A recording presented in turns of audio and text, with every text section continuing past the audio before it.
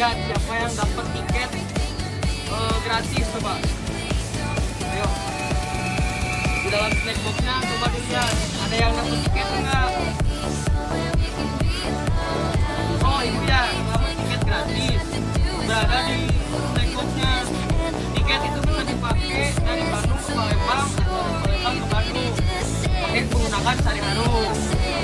Tiketnya bisa dipakai sama siapapun, mulai dari keluarga, kerabat, teman ibu, atau bisa dijual lagi bu.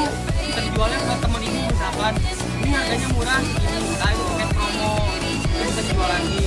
Nah, jadi setiap kali kita bakal ngadain kayak gitu bu, tiket itu berlakunya hingga akhir tahun.